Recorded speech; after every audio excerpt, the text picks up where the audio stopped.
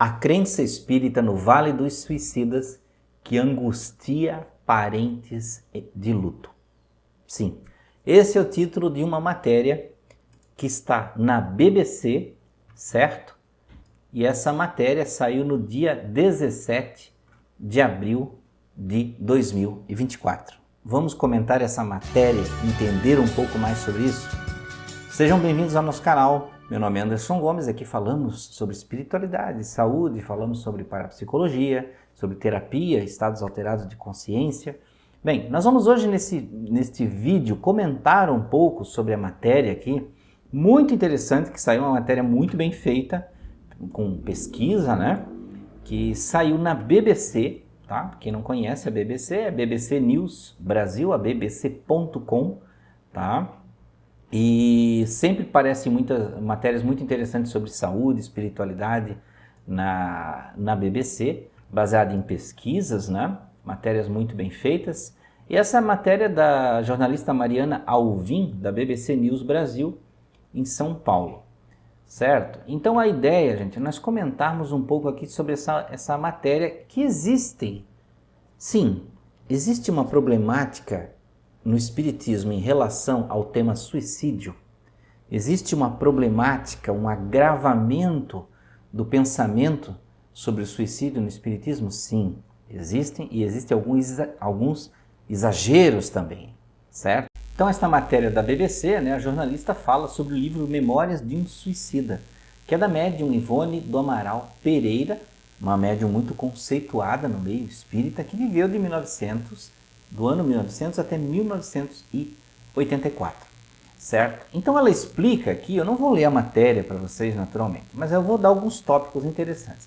Ela fala aqui sobre as histórias, né? Onde esse livro fala que a pessoa que se suicida, ela passa por processos, né? Onde no plano espiritual, lá onde ela está, como uma espécie de castigo ou suplício, ela tem que observar o próprio corpo em decomposição, né? E testemunhar parentes encarnados em sofrimento por conta da morte. Então veja que toda a obra ela passa, né, por um processo onde demonstra esse sofrimento e fala de um aspecto de castigo, de pena por ter se suicidado. E isso dentro do argumento da jornalista, certo? No que está aqui, do que a jornalista relata. Eu vou ser sincero para vocês, eu nunca li esse livro, nunca li. Não estou aqui com isso desabonando nem abonando, mas vamos fazer alguns pensamentos aqui, trazer algumas reflexões sobre o que se vê, o que é relatado na matéria, certo? Também não é um julgamento, nem uma censura à matéria, também não é uma tentativa de explicar aqui, de justificar o espiritismo, tá? Mas nós vamos aqui falar algumas coisas, certo?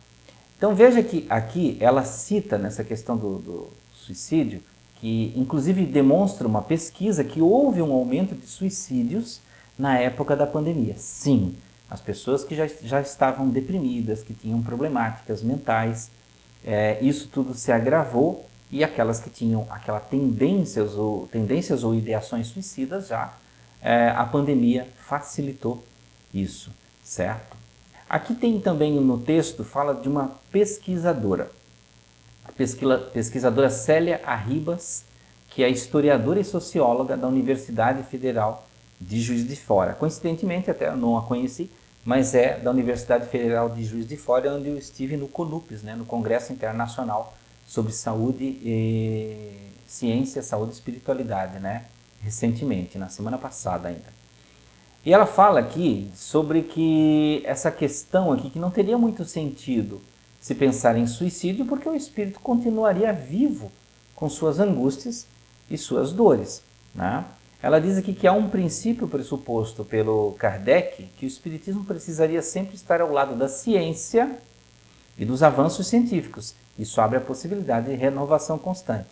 Veja que este lembrete da Célia Arribas vem muito a calhar, pois é um ponto que não é respeitado dentro da doutrina espírita, certo? Existe um movimento que se justifica o lado onde se quer a pureza doutrinária, mas essa pureza doutrinária está muito mais preocupada em congelar os ensinamentos de Kardec, em dogmatizar os ensinamentos de Kardec e ficar trazendo eles, né, levando eles eternamente, sem maiores análises e sem observação das mudanças sociais. E até as religiões, né, atualmente as religiões que você pode ver aí com muito mais controle, muito mais preocupações em relação a comportamento, elas estão se abrindo muito mais. O Espiritismo, de certa forma, ele tenta se fechar em vez de se abrir. Mas aí existe até uma pequena guerra interna em relação a isso.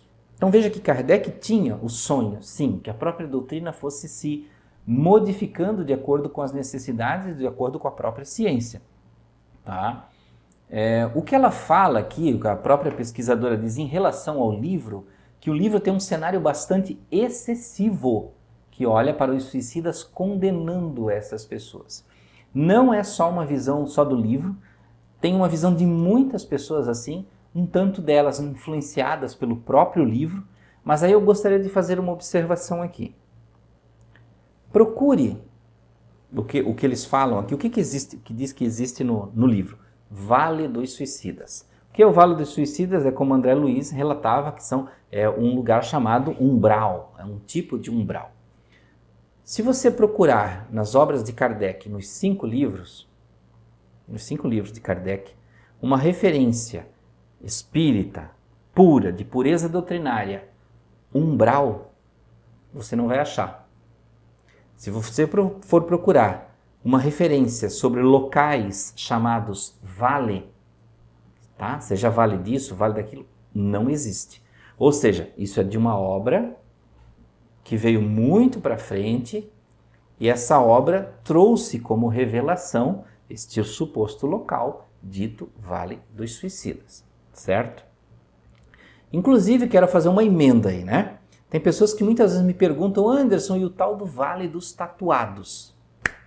Depois do Vale dos Suicidas, a versão 2.0 foi o Vale dos Tatuados. Alguém inventou que existe um Vale dos Tatuados. Tudo bem, tem a sua visão mediúnica, veio isso através de mediunidade, supostamente, alegadamente, através de um espírito.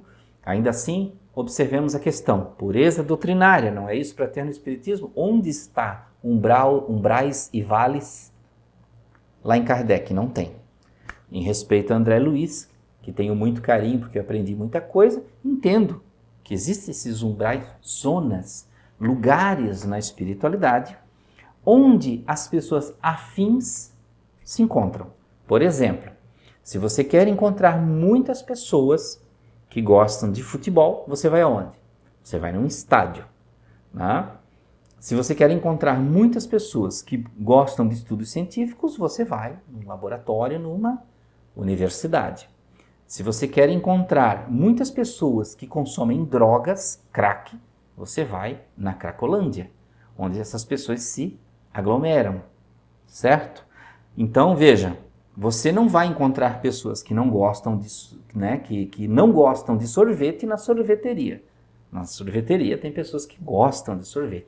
Fazendo comparações bem simples, para vocês entenderem que as pessoas que têm interesses afins se encontram num dado lugar, que de acordo com a lei natural do que se existe, do que diz se existir na espiritualidade, essas pessoas se afinam e se encontram, certo? Então isso tudo é para vocês entenderem. No livro tem esses trechos que discorrem, como por exemplo aqui, ó, ela relata aqui um trecho do Vale dos Suicidas. Não havia ali, como não haverá jamais, nem paz, nem consolo, nem esperança, tudo em seu âmbito marcado pela desgraça, era miséria, assombro, desespero e horror. Ou seja, uma visão miserável, uma visão sem esperança. Contudo, lembro que na doutrina espírita, uma coisa que se ensina é que não existe pena eterna. Não é como em outras religiões, né? Se você vai para o inferno, no inferno você vai lá por toda a eternidade, você vai ficar queimando e não existe outra opção para você e acabou ali, certo? Na doutrina espírita não existe isso, não existe pena eterna, não existe essa coisa de você ir para um lugar e estar lá determinado para ficar pelo resto da vida. Então veja que isso não é dessa forma, tá? É claro, vamos fazer outras considerações interessantes. A história de castigo. Castigo, mais uma vez, vem de outras religiões. Se existe um castigo, quem castiga? As religiões entendem que é Deus que castiga, existe uma imposição por Deus. Dentro do Espiritismo, Deus não castiga. Eu sei que existem muitas pessoas que escrevem, porque é um castigo, até na própria obra de Kardec, né? Em contradição com algumas partes, como diz lá que Deus é eternamente misericordioso e bom. Em algumas partes, se não me engano, Céu, Inferno e outros, fala-se sobre castigo, sobre pena, em algumas pequenas partes. Então vejam, existem algumas pequenas contradições. Lembro ainda que toda a obra de Kardec foi feita por médiuns e diferentes médiums. E não quer dizer que não tenha escapado uma versão relativamente diferente. E qualquer obra feita por médiums tem a influência do pensamento do médium e do pensamento do espírito. O espírito ele pode ter tendências religiosas, assim como o médium também. Eu sempre falo para vocês que dentro do corpo da doutrina espírita existem muitas pessoas que vêm de outras religiões. E às vezes elas nem vêm e se instalam no espiritismo. Elas são pessoas que estão no meio da semana no centro espírita e no domingo na igreja católica ou no templo evangélico delas. Isso é um problema para o espiritismo? Não. O espiritismo não tem nenhum problema com isso. Ele não se opõe a nenhuma religião. Porém, muitas pessoas quando produzem opinião ou material escrito, elas trazem o pensamento delas sobre castigo, céu, inferno, crenças, para dentro do espiritismo, o que acaba possivelmente contaminando. Não estou dizendo que é o caso da Ivone, né? Mas existem todas essas variáveis que nós temos que pensar. E um outro ponto, então, para nós finalizarmos o vídeo e vocês entenderem finalmente o que acontece com o espírito depois que ele desencarna em um caso de suicídio. Veja, primeiro, ele não é obrigado a ir para lugar nenhum. Não existe alguém que vem lá e olha, vem cá que você vai para o Vale do Suicida. Ou Deus pega ele lá e Vale do Suicida para você. Não, Deus não faz isso. Todo sofrimento que vem depois da morte, sendo suicida, não sendo suicida, qualquer coisa que aconteça depois, o sofrimento é pessoal. O sofrimento vem das suas próprias culpas, dos seus próprios medos. Não é Deus que impõe, não é a natureza que impõe a espiritualidade. Até a natureza poderia dizer, né? Mas a sua própria natureza. Quando o suicida desencarna, por que ele desencarna? Porque ele tem um sofrimento emocional. Se ele não tivesse sofrimento nenhum, não cometeria suicídio. Tá? Então ele se suicida buscando encerrar aquele sofrimento emocional. Porém, o que muitos não sabem é que quando ele desencarna, ele não morre. E o sofrimento emocional, ele continua, porque é da mente, é da consciência daquele ser. Não pertence ao corpo, pertence à mente daquele ser. Quando você desencarna, você larga o corpo. Mas tudo aquilo que você sofre aqui na sua mente, você leva. Quando chega no plano espiritual, o que você tem? Sensações e percepções ampliadas. Ou seja, se aqui no mundo encarnado, na percepção de mundo que você já tinha sofrimentos, desencarnando e ampliando a sua visão, a sua capacidade de ouvir e de sentir, tudo isso fica ampliado. Ou seja, o seu sofrimento se amplia. Não significa que você vá para um vale de suicidas. O seu sofrimento se amplia por si só. E ele se esgota quando você esgotar aquilo que faz você sofrer.